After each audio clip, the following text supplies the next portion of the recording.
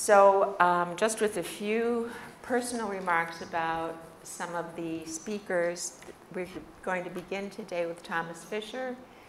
He is the president of the foundation of the Jung family, and they are the ones who, along with the Pt1 Foundation, have been responsible for the release of the Red Book and all of the unpublished works of Jung that are still being produced.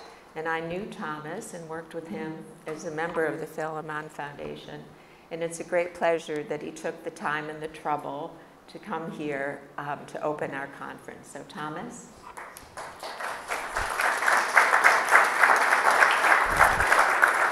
Good morning, everyone. Welcome. Thank you for the invitation. Thank you for organizing this event, which is a great opportunity for us to speak about the new book we've produced, and then later on to interact with those who now make sense of what we published so far. So during his lifetime, Swiss psychiatrist Carl Gustav Jung was known as a prolific writer, daring researcher into the human psyche and founder of analytical psychology. That he was also creating a substantial visual oeuvre for a long time remained hidden to the public. This can be attributed to the fact that Carl Jung never considered himself an artist, nor the visual works he created as pieces of art. Although he published a few of his paintings in the context of his writings, he did so only anonymously during his lifetime. Only after his death, with the posthumous publication of his life story in Memory Streams and Reflections, the veil was lifted to some extent, that he not only left a vast literary estate, but also a substantial oeuvre of visual works, including works on paper, cardboard, in different techniques and styles, as well as sculptures and carvings in stone and wood. In Memories, he also spoke for the first time about his personal experience that led to the most remarkable piece at the center of his visual oeuvre, his so-called Red Book. That's him working on a stone carving on his tower retreat in Bollingen. And these are some of the pages from the Red Book. So nowadays, the Red Book, with its calligraphic text and striking, colorful images, by many is considered the single most important work by Jung. The facsimile edition, in the meantime, has sold well over 100,000 copies, translated into some 20 languages worldwide, and it still keeps on finding interest. It is just astonishing for us as well. We're expecting the sales to go down every year. We think that the market shall be saturated 10 years after its publication. It's simply not happening. Well, it will eventually, but it tells you something, that there's just a fascination with this work that reaches ever more new people. By the latest, with the inclusion of the Red Book original by Massimiliano Gioni, who will join us today, as a centerpiece to the 2013 Venice Arts Biennale, Jung, in the wider public perception, has made a transition from a pioneering scientist and doctor of the soul to an equally respected representative of early 20th century art brut, outsider art. And as I said, today he reaches a new audience as much through his visual work as through his literary scientific papers.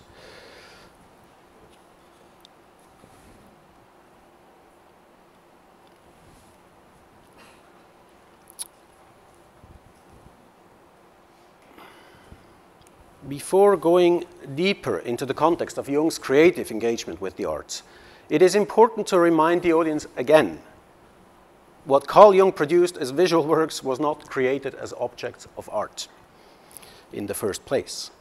Rather, he discovered that his efforts in drawing, painting, and sculpturing were a powerful means to unlock an otherwise inaccessible creative potential in the unconscious. In his writings, Jung observed that there were two ways of thinking. One was a thinking in words, which was directed by logic and rationale. The other one is non-directed thinking in images.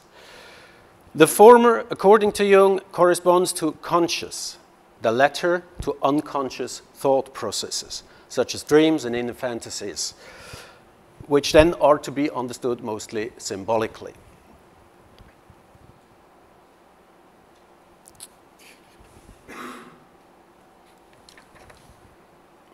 Following his own confrontation with the unconscious, this is how he called the Red Book, he developed a method to generate inner images through which it would become possible to access the deeper meaning of individual dream and fantasy images. I know to Jungians in the room this is all very clear, but there may be some people new to what Jung was actually doing with his images here. So subsequently, he instructed and encouraged his patients to record dream motifs and fantasies in pictures with this method, which he called the active imagination. So the original context of Jung's adult visual work, therefore, is one of self-exploration and therapeutic work. In the Jung family, of course, it was known that he had not only been this prolific writer all his life, but at almost all times was creating and realizing visual work. That was no secret. However, and as we collected information and material for this new publication, it became clear that Jung himself had left behind very little first-hand information about these works and their meaning. It was only evident that his images, sculptures, and murals from the Red Book period were never just produced as aesthetic or ornamental elaborations. Thus, when the heirs of C.G. Jung in the 1990s decided to gather information and inventory more systematically what was known to have existed or exist in visual works, then it became sort of a journey of discovery and rediscovery, even for those undertaking the task. It's been my uncle and predecessor at the foundation, Ulrich Hörny, who has mostly done this work, and the introduction, his introduction to the new book tells you about this journey. So when we started the editorial project for The Art of C.G. Jung, the title chosen and set by the publisher, we actually set ourselves the task to catalogue and document Jung's visual oeuvre from his early childhood days to the making of the Red Book in a complete way as possible. To us as editors, it was clear that there were in fact significant connections from a number of standalone works to themes developed in the Red Book, as well as a strong underlying continuation in certain motifs and themes from childhood and youth. And I'll give you two examples here. So on the left, that's a drawing produced at the age of 12 at battle scene. And on the right-hand side, this is from the opening page of the Red Book, the Liber Primus. This is the illuminated, is a detail of the illuminated initial, and you see in the top row there's another battle scene going on here. Same as many have realized who have studied these materials, the castle motif, which runs from early youth, appears in Jung's memories, and again is found in many details and large full-size pictures in the Red Book, as here on the right-hand side. The drawing from 1898, so Jung is 23, a student and young doctor at the time. In addition to present these connections, we were particularly interested in exploring Jung's relationship to the history of art and modern art, based on what we were able to find in the previously unexplored private archives. A substantial number of articles and books have been published previously on that subject, but they mostly were based on the few things Jung had written himself during his lifetime, or then they focused more on the use of image material in therapy and psychological analysis. So when Sonu Shamdasani, in his introduction and comment of the Red Book, facsimile edition, then went deep into the literary sources that served as references for the many figures and symbols emanating from his fantasies, that added a lot of explanation to what was actually going on in and with these images. At that point of the publication of the Red Book, it was important to give that background of mythological and philosophical background of Jung's Red Book. But the art historical context at that time of publication in 2009 got somewhat lost, or at least neglected. It may wasn't the first focus we wanted to put on when the Red Book came out first. We were ourselves hesitant for a long time to consider Jung's visual works in a context of art, because he himself was so keen on not looking at it as art and not seeing it as art. In fact, many Jungians to this day cling to the narrative that Jung himself was mostly critical of contemporary arts, and the images in the Red Book emerged exclusively from Jung's unconscious, almost without an outer context. Our research shows that there is a need for a correction of that narrative. While mostly self-taught in his techniques and style, it is striking how the development of Jung's own visual work actually follows and reflects the path of the trajectory from 19th century Romanticism to a modern avant-garde style of abstraction and symbolism. And I'll take you through some of his pictures to illustrate what I mean. I'm not going into it into detail for the individual pictures. Here, 1900, so he's 25 when he produces that little landscape miniature. Same year, often noticeable in the realistic, naturalistic depictions of landscapes at that time, the high skies, high clouds. 1901, the touch of symbolism. 1902, from the period he spends in Paris and does watercolors in the environments on his Sunday outings. From his honeymoon trip, a seascape, again, the clouds. I pointed out because we actually found in some of his private notes quite detailed descriptions of cloud moods and skies and what feelings that conveys, or what the mood was he was in when he saw it, experienced it. Another landscape, 1904. This one I think is an interesting one because it shows as early as 1905 he starts to change into a more colorful, expressionistic landscape view. And then clearly, when we turn to the Red Book period, this is a standalone picture, you can just see the visual turn it has taken. What strikes us and what must strike everyone when comparing to the images shown before is the degree of abstraction and the colorful, the striking colorfulness. And as I said, he gets remarkably close to the avant-garde of modern abstract painting at that time. There's a last image. These are two initials from the later pages in the Red Book. Even within the Red Book, you can follow that stylistic development.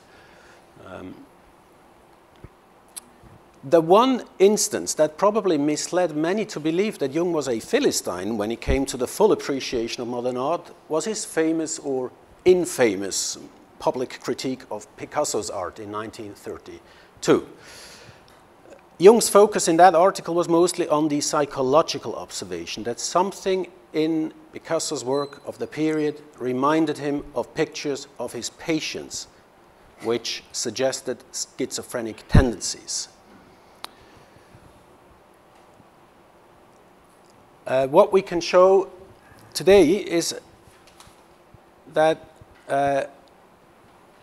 Jung's judgment, while maybe narrow in perspective, was based on a wide foundation of his, that goes beyond just his own experience of working with the images of his patients.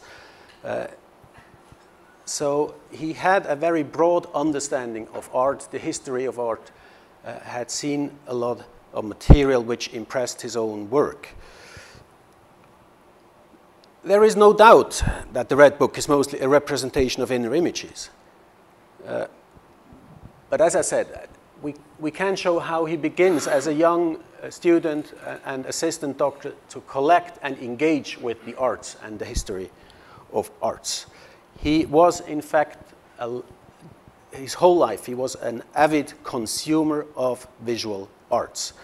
And as much as the characters and symbols appearing in the Red Book were inspired from Jung's wide reading of mythology, religion, philosophy, we can now ascertain how his style of painting was impressed by a large collection of visual material from the history of arts through many centuries until his present days. And I'll just show you a range of images from material that we found, and most notably Bettina, who is here with me today, a co-editor and co-worker. She unearthed a lot of that material in the Jung family archive.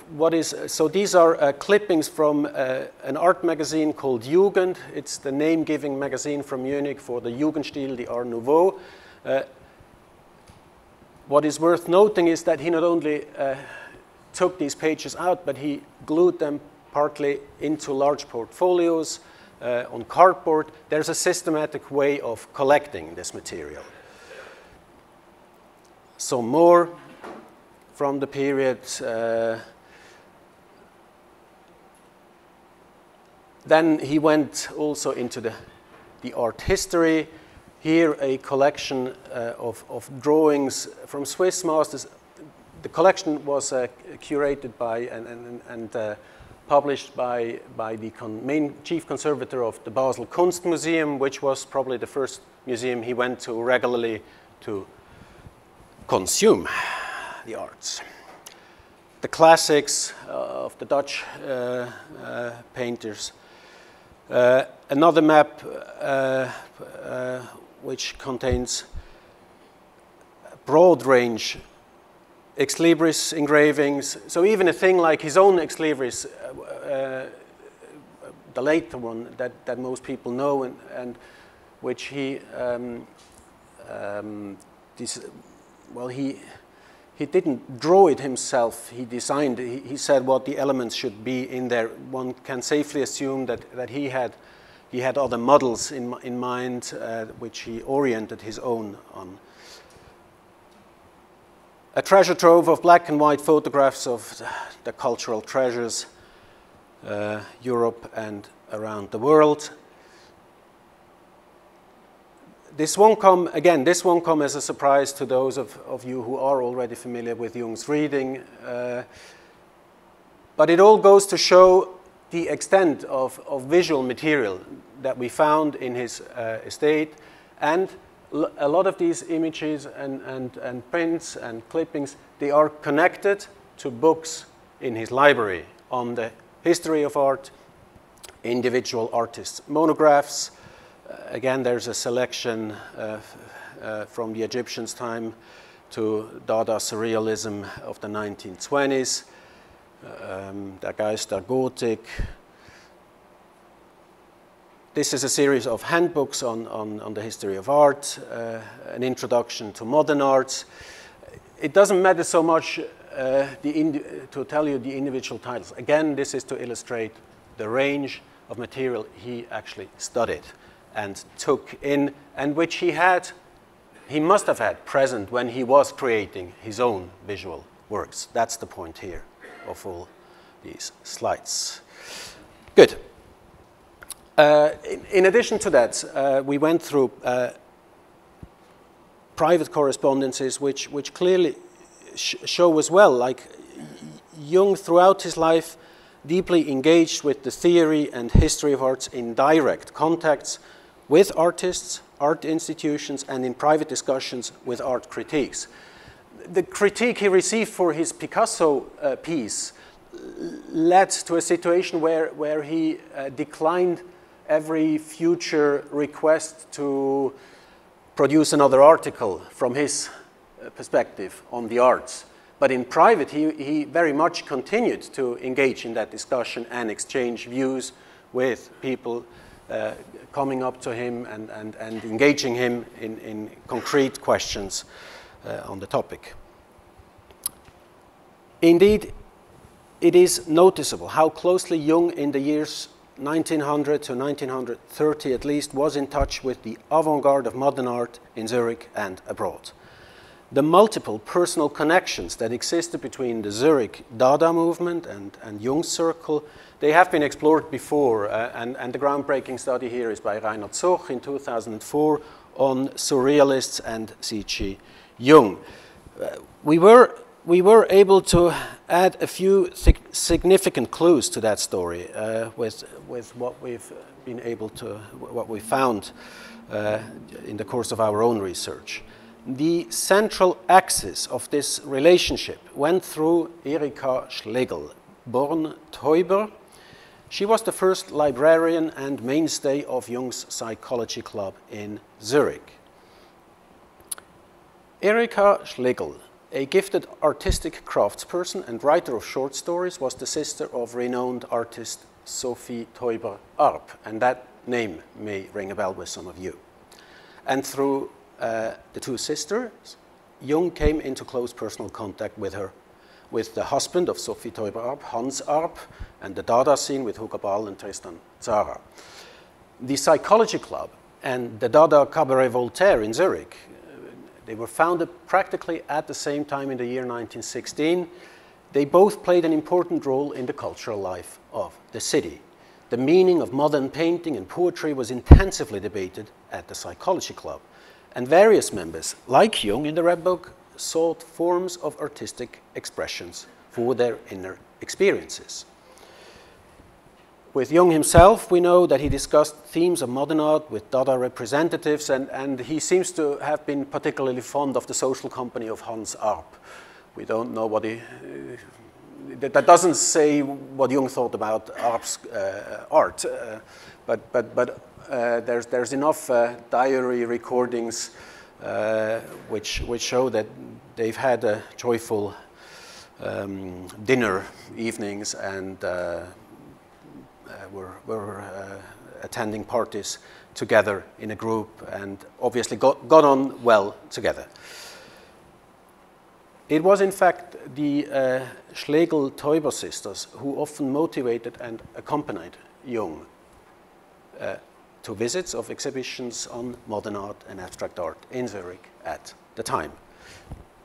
And there's a key example to illustrate all of this. And I think nowhere else is this connection between Jung and the Zurich Dada scene better illustrated than in these costumes, which were designed by Sophie Teuber. These are the so-called Hopi costumes. She designed them presumably for the Kunsthausball in 1925 in Zurich. Photos of the costumes with husbands and wives Schlegel and Teuber-Arp wearing them are known for a long time, as well as the sketch on the left-hand side by Sophie Teuber's art for the dresses. And there was always an anecdote in the Jung family that Jung and Emma, his wife, wore these costumes on another occasion as well. We haven't quite figured out whether this is just an anecdote or whether there's substance to it. What we discovered, however, on the basis again of private diaries is the fact of a direct link from these costumes to Jung. And Jay Sherry will recognize some of that story. Earlier in 1925, Jung had returned from a trip to the Pueblo Indians in New Mexico, bringing home 2 small Katsina figures. These are the little dolls on the left-hand side, probably as a personal souvenir. But something must have interested Jung in these Katsini dolls, and he took them to the psychology club, where Erika Schlegel and her sister discovered them and decided to model their costumes as an exact one-to-one copy. And it is really striking because it is down to the colors, it is almost one-to-one in every detail. Jung's Katsina dolls, they still exist in a private collection, and while all the pieces were there and known to some people, this is with the publication of the book, we were able to make the connection from the costumes through the sketch back to the Jung's, the Katsini dolls from Jung's collection. And as I said, it captures in essence that close connection from Jung to the modern art scene at the time, in our view. But they also illustrate another fact that for us got mostly overlooked so far in the discussion of Jung and modern art.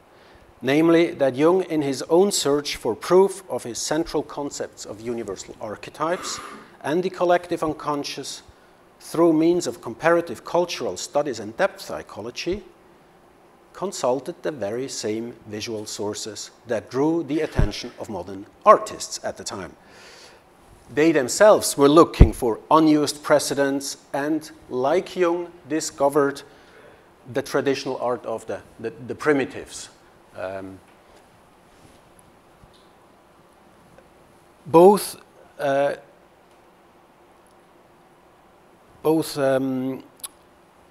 use these precedences as references and are intrigued by the elementary language of forms. And it provides Jung as well as quite a number of representatives of modern abstract art to find new aesthetic solutions in what they're trying to express.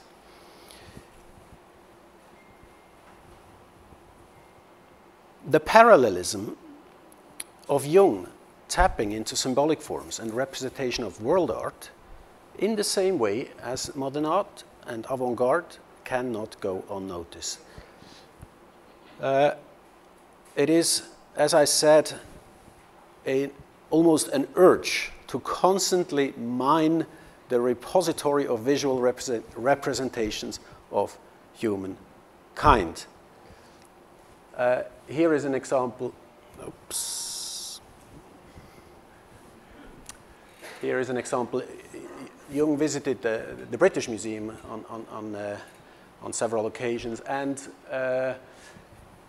has a substantial collection of catalogs as well. And without giving you much more words, I'll just bring up that slide. And I know Jay Sherry has used that, or has made that connection as well in one of his earlier papers. It is just striking. Something else is striking, the use of color, the parallelism in the striking use of color. On the left-hand side, Sophie Teuber-Arp, on the right-hand side from the Red Book. But even before the Red Book period, there's something interesting to see in that comparison. So Jung's sometimes biting critique of modern abstract art in light of the above seems even more puzzling at times. Authors like Thieu van Berg, for example, have argued that Jung, during different times and of his life, appreciated modern arts differently. This again is a notion we don't share. A closer examination shows that it is not so much his general attitude towards modern art that changes over time, but much more so a different reaction to different traits in modern art. While modern symbolists, such as Odilon Redon, Giovanni Segantini, but also the graphic work of Alfred Kubin or surrealist painter Salvador Dalí, they appealed quite readily to Jung, but he remained an ardent critique and consistent critique of one specific tendency in modern abstract style, namely what he perceived as a psychologically disturbing tendency in Cubism of the dissolution of the object. There's no better example to illustrate what I've just said, but Jung's reaction to this iconographic piece of modern art, Duchamp's La Nuit descendant les escaliers from 1912. Jung saw the image, the original of the image at the Armory Show here in New York in 1913, and still many years later conveyed his impressions as follows, and I quote, "It looks like a cigar store after an earthquake. If one moves the photograph of the picture quickly back and forth so that a stroboscopic effect is produced, then one actually sees La Nuit on the stairs. But it's not clear if, nude as she is, she wants to get into the kitchen or the dining room." So Jung's references to the masters of, and that's a quote again, masters of fragmentation of aesthetic contents and accumulators of ingenious shards, end quote, can only be understood on the background that throughout his life, his interest in modern art remained primarily with its symbolic contents and with what it illuminated about the individual psyche and universal archetypes. That he was appreciative of modern art when he recognized that later quality can easily be demonstrated by reference to a number of modern paintings he owned or discussed in his writings and lectures. And I just give you the examples without giving you much more information and refer to our publication. This is a famous paint for Jungians again. You may recognize that one, which he bought, and Dalí, which he also favorably commented upon. To conclude, since it is clear that contemporary literature, art and painting only fascinated Jung insofar as he was able to perceive a human experience in it, it is therefore also only consequential that Jung himself came to the conclusion that his own visual work, created in the context of the Red Book, was valuable not as art, but primarily as an expression of his nature and soul. But almost 60 years after his death, it has definitely become legitimate to speak of the art of C.G. Jung. Not only must his visual oeuvre be considered in the context of modern avant-garde, but it probably has to be put among the most remarkable outsider art of the 20th century. Thank you very much.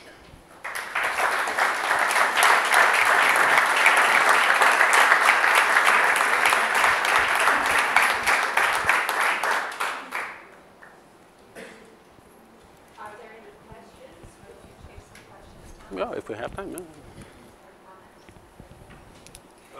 You didn't say anything about calligraphy, which is another form of art, and I didn't quite understand the connection between the images and calligraphy.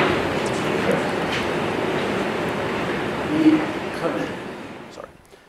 You never quite understood the connection from the content of the text or the form of calligraphy and the imagery produced? Because whatever you like to say about it. Well, what one, and I look at Bettina whether she nods or what one can say for sure is there's a fascination with the medieval, with Jung. And I mean, he himself has to some degree described his own personality of more of a Renaissance person, of a man of the 19th century. That's actually what he said. Some of that is expressed in the choice of the calligraphy. But I mean, clearly the Red Book was a secret to himself as well, and I think he couldn't just put it down in a clear copy typescript. That wouldn't. It was his nature and soul, and it required also aesthetically. It required a higher form of elaboration, and I mean I'm guessing now to some extent, but what higher form of writing you have than an elaborate calligraphy? That may be one thing I would like to say. Then there's another reason. There is a person that studied that. Jill Mellick has done research on the medium and techniques used by Jung in the Red Book, and published a large book just now as well. And she actually goes into that question. What I can say, there are a few books in his library that deal with calligraphy. What my uncle Ulrich Hörny always says, what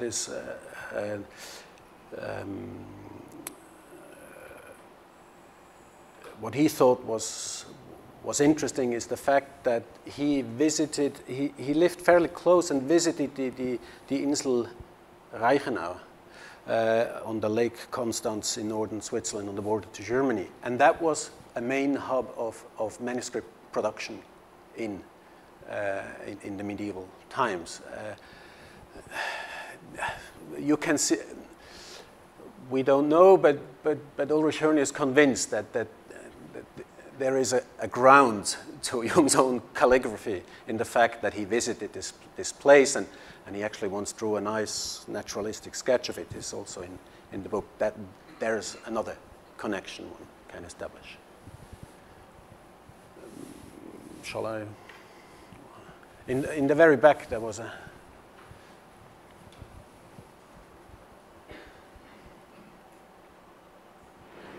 So if I understand, you were saying that his critique of modern art was about fragmentation of form rather than content, but the images that you show from 1915 and 16, you know, that characterize the Red Book are so much about dissolution of the clay. So could you speak to that? I think the difference where he sees it is if you look at Jung's fragment, Jung's paintings are always, they're contained, composed. What clearly disturbs him is if the borders, how do you say, ausfransen, he sees a dissolution of he recognizes a dissolution of the personality of the artist in his images. And that is, to him, as a psychologist, as a psychiatrist, with his background, that is deeply disturbing. Also because one of his central views on the arts and what the arts are is deeply impressed by the lecture of the reading of Worringer. And again, the note goes to J. Sherry, who first pointed this out, which looks at art as an expression of the state of a human psyche individually, but also of a certain time it is produced in. Maybe that makes the distinction more clear. Yeah.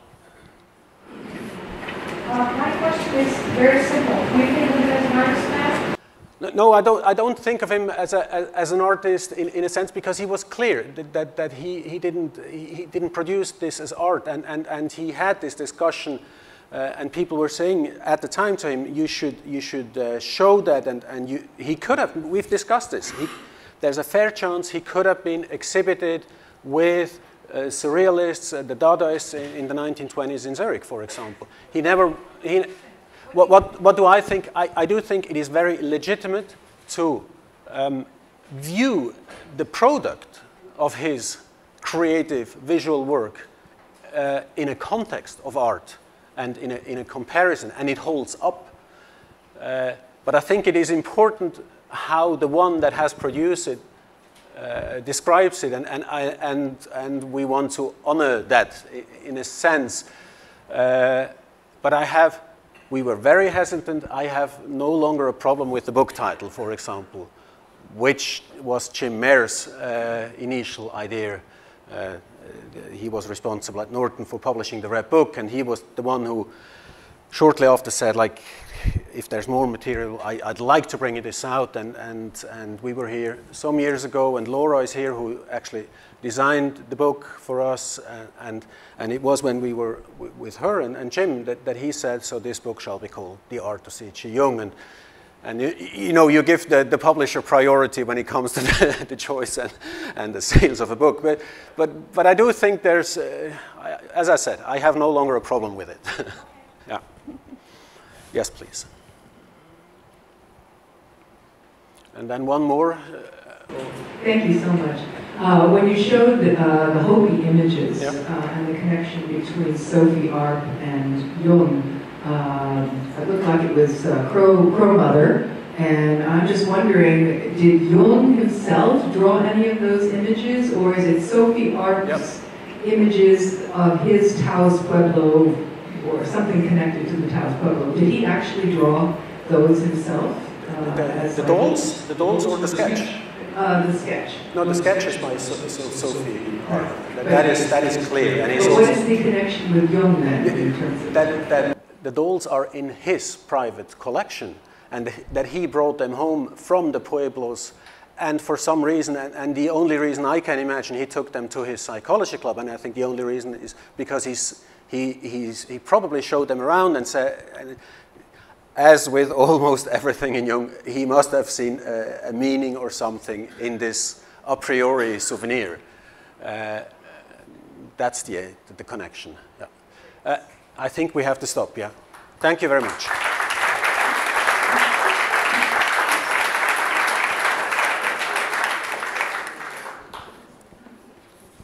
Thank you.